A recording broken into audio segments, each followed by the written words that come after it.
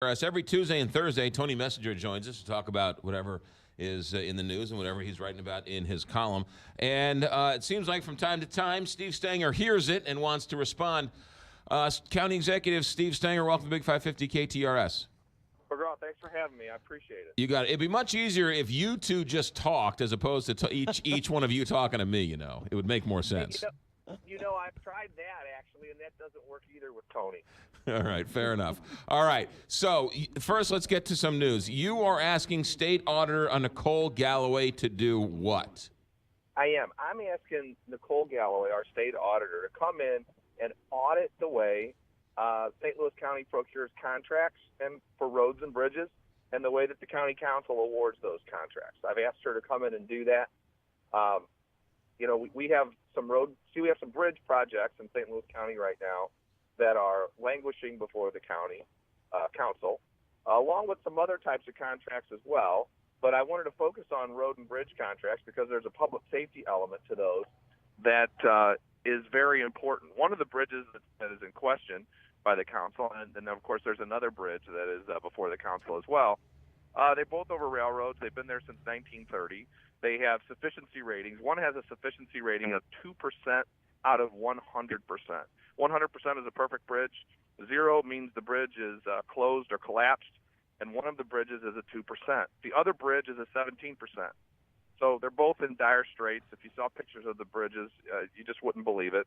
And they're over railroads, and the railroad has frequent trains that pass under those bridges, and they move at 40 to 50 miles an hour. So there's a major problem there. There's also a major problem because on the other side of the bridges, if someone gets hurt, if someone has some type of a situation such as a heart attack or a stroke, getting EMS and fire across those bridges is going to become more and more difficult as time goes on. And one of the bridges, EMS and fire doesn't even want to travel over the bridge unless it's an absolute emergency. This is I'm sorry. This is one of the bridges that's been called into question as being one of your financial backers or funders. But, yeah, on the other side of the bridge, one of my donors happens to live there, a contributor to my campaign in the past.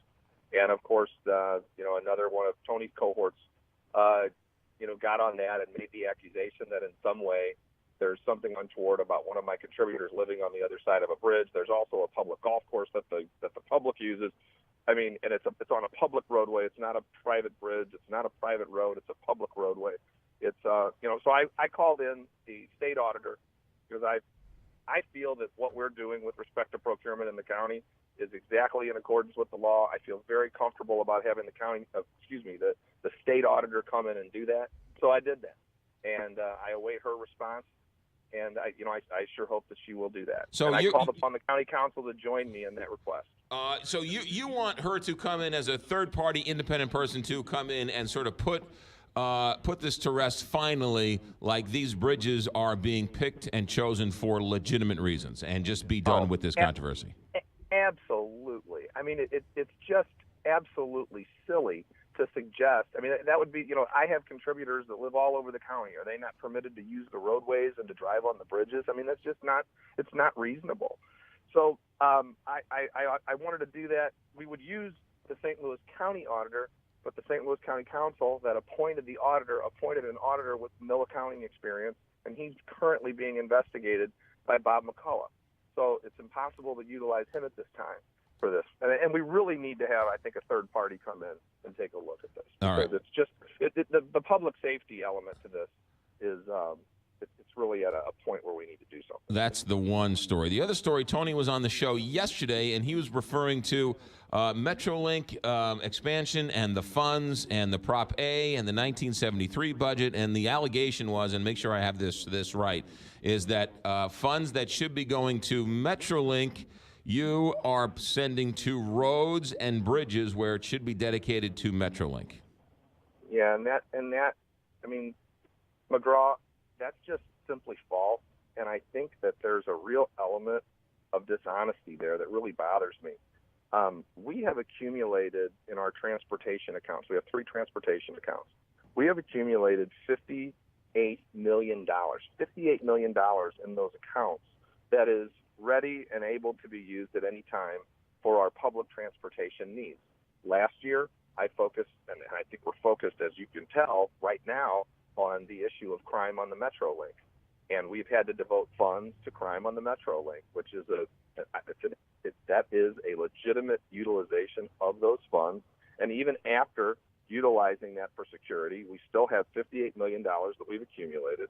We also spent over $100 million, $135 million on bi-state debt over the last, I'd say 3 years, and that was to pay off the cross-county Metrolink debt. So the Prop A funds are being used for Prop A purposes, and all of our transportation funds are being used for the purposes that they're to be utilized for. And in some cases, yes, roads and bridges. We have roads and bridges in St. Louis County that are in dire straits. How many of us have hit potholes? How many of us have driven over bridges that look as though, they may have issues? And we need to fix those. And I'll tell you, our public transportation system isn't just Metro. It's also buses. Our buses travel over our roads too. And so we have a public transportation system that we need to keep, vibrant. And we do that. And we're employing all that money in the appropriate fashion. And for him to suggest otherwise is just dishonest. Steve Stenger, and, go ahead. Yeah, and he also suggested that the county council doesn't review the budget. And in some way, I'm in control of the budget, and that's simply false as well. The county council reviews the budget every year. So the overarching argument, I guess, or philosophy or opinion is that the St. Louis County is against Metrolink, doesn't want it expanded, is slow playing it, is putting out all sorts of let's study it again, putting a wrench into Metrolink expansion. Where are you on expanding Metrolink and this north-south Metrolink line that's getting so much attention? Well, one of the things he suggested, which was also dishonest, was that there was some, I quote him, a deal that was worked out between the county and the city that the county was going to pay for a north side, south side expansion through the city. There was never a deal for that. But what we are doing right now is studying 3 expansion routes in the county, and the city is studying their north side, south side route. So those things are going on. But what he doesn't realize, I think, is that we have a significant problem with crime on Metro. And until that problem with crime on Metro is fixed, expansion is going to be very difficult to bring to the forefront because we have to take care of the crime problem.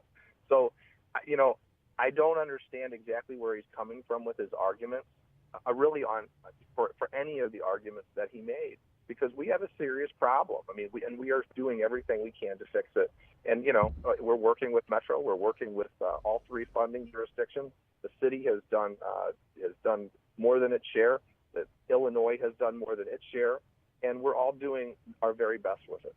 There are businesses out there. He said yesterday that you talk to businesses, and their number one, if not number one, their high priority is Metrolink. I talk to businesses. They say Uber and Lyft and ride sharing is the number one issue that they are concerned over. Yeah. Well, you talk to businesses. What do you hear? McGraw, I will tell you that the future of public transit is going to be a mix. It's going to be a mix of our traditional public transit modes, and there will be other modes that come into play too, like what you're talking about, ride sharing. We're going to see, I think, in the next decade, complete changes in the way we think about transportation, and we're ready for those changes. We're accumulating money in our transportation account so that we can invest in whatever transportation option is right for the people of St. Louis County and our region. That's what we do. We do that every day. And it's not as if I'm the only person doing it. We have 4,000 employees in St. Louis County, and I can tell you that these employees, our employees, are dedicated to the people of St. Louis County, and the only thing they want to do is the right thing. The other thing, too, is you talk about transportation, because anything we do today isn't going to come online for 10, 15 years. And in 10 or 15 years, Steve Stenger, there might be driverless cars out there. So do you want to spend $4 billion on a Metrolink where some computer will just drive my vehicle to where I want to go? You're absolutely right, McGraw. We need to keep in mind all of our options as we move forward. Things are changing rapidly. And we need to keep up with those changes. If you don't embrace change, you're sort of doomed. Steve Stenger with us, St. Louis County Executive. Steve, you're always welcome here. Thanks for checking in. Thanks a lot, McGraw. I appreciate you. Thank you. You got it. 728, Big 550, KTRS. We'll do numbers. We'll do that next. Now, let me talk to you about your